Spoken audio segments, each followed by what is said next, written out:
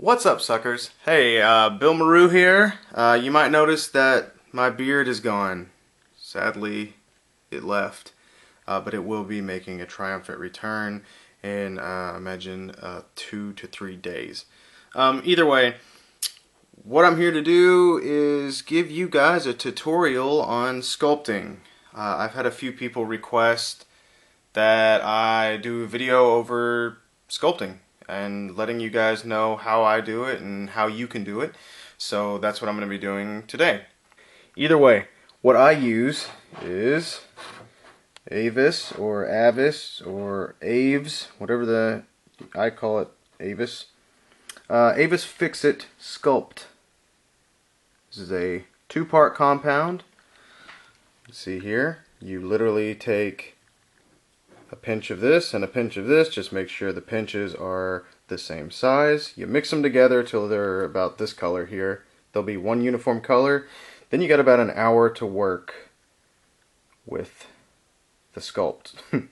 Okay, so I'm going to go ahead and mix that now. And I guess I'll show you how to mix it just in case I wasn't clear the first time. We have a little bit of part A, we have a little bit of part B. You can see they're about the same size. I know my nails are horrible. I chew my nails. Get over it. Now, what you're going to do is you literally just mix them together like this. Just knead them. This is some hardcore kneading right now. This is as kneading as it gets. There you go. So from here we have about an hour to work with this sculpt.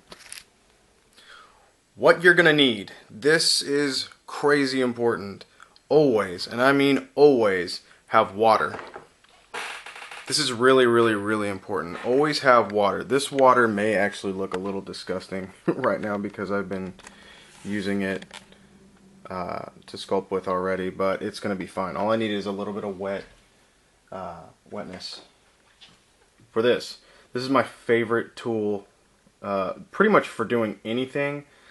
But this is a really great tool for sculpting. You can tell that this thing has been through a lot. It's pretty nasty. I have another one that's actually metal.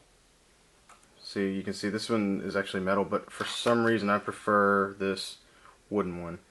You always want to keep your tool wet. So what I do is I'll just dip it in the water, and there you go. It just keeps it nice and wet. You can see the drip of water there. Sometimes you'll need more, sometimes you'll need less. Just keep it nice and wet, and it won't allow the sculpt to stick to it. Today I'm actually going to be making a Batman. No, I'm making Nightwing.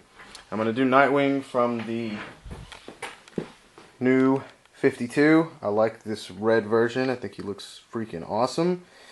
And the base that I've chosen is I'm using the Winter Soldier head because it's already pretty much closely there. I've shaven down the sides a little bit with a focus sucker. You can see that I've just kind of butchered him up right now. I've also got to sculpt in, you know, his mask. When you look at his mask, you see how it's got the sharp edges on it. There we go. He's got the little pieces, like right here. You can see like on his nose, it's all sharp and whatnot. So I'm gonna have to go in and re-sculpt that. Alright, so one thing that I really like to do is not take, you know, too much. Generally I mix too much sculpt and end up wasting it. Well, this is what I used to do. Now I keep multiple projects around, like little projects, like you'll see right here. I'm going to be making a Jim Lee Cyclops, and my god if this body is not perfect for it. But he's got a little hole in his chest here where there was some kind of insignia or cape or whatever. So that needs to be sculpted, filled in with sculpt. Wow, can't talk. So that needs to be filled in with sculpt. These little holes here need to be filled in with sculpt. And this stupid block that they keep putting on the DC figures also needs to be filled in. Alright, so we want to round out the edges of the mask first.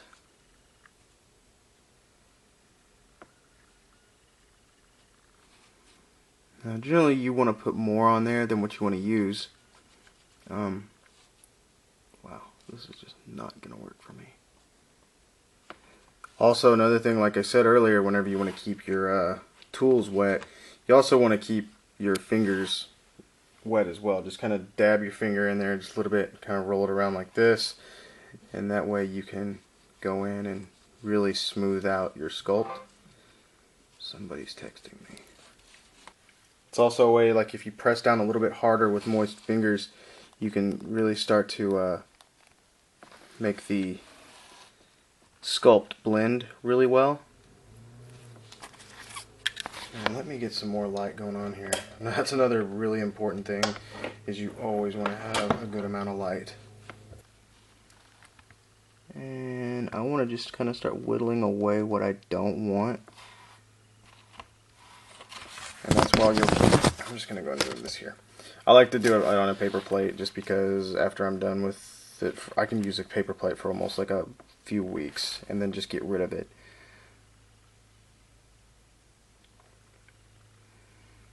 I know this looks real messy right now, and that's okay because, like I said, we have plenty of time to work.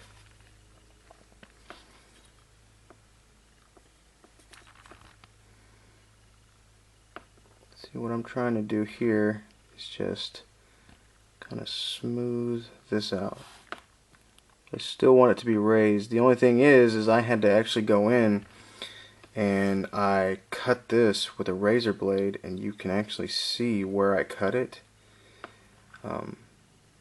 But the beautiful thing about this is I don't have to go in and smooth out really the skin tone, because since I'm doing the new Dick Grayson, his hair is actually quite, it's kind of shaggy, so it'll actually be covering up all of the those little mess ups that came from the Winter Soldier, because I had to tear off the hair, and you can tell that all the you can see all where all the glue.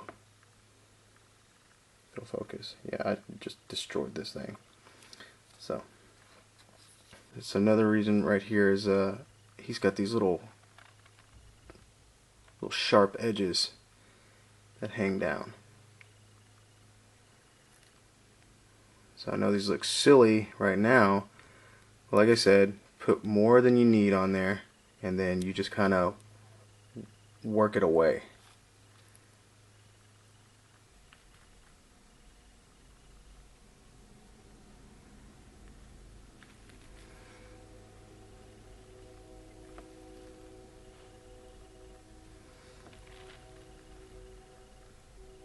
Hopefully if you guys like this, if this helps you out at all, then I'll definitely be doing some more of these.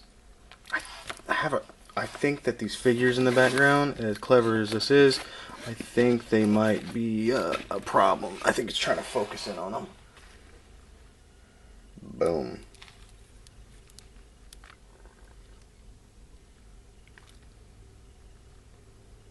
Sometimes you just gotta shape it out. Thing is though, this is a mask, so it can't be too raised off the face, but you still don't want it to be flush with the skin. So you want to show a little bit of separation here.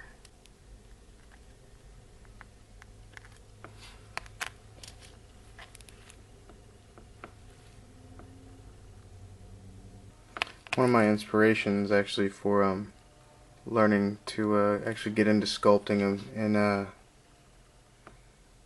what really makes me want to better my sculpting is Glenn Webb. I just recently found out that he had an actual degree in sculpting, which the guy is absolutely incredible. And I think I'll be putting a link to him down here because he's just a real inspiration. If you see his work, it is just out of this world good. Definitely check out Glenn Webb. He is phenomenal. Now I know it doesn't look like it's complete, but you can see, I've got these little corners done in here, and the sides of the mask are now done. Right in here, where these pieces touch the eyes, I might have to sand those down in. I'm not sure. A good way to blend is like I'll dip my finger in the water and try to push it and like kind of smear it. And generally, if you can press hard enough and not mess up what you've done already, what I would do is pretty much make a worm, like just roll it like that with your fingers, so you get like something like this, and place it as we can. The worst is when your hands are so dry, just normally dry, and the sculpt will stick to your hands. And I know it looks silly, but what you do is you just start gradually taking a little bit away. And a little bit more.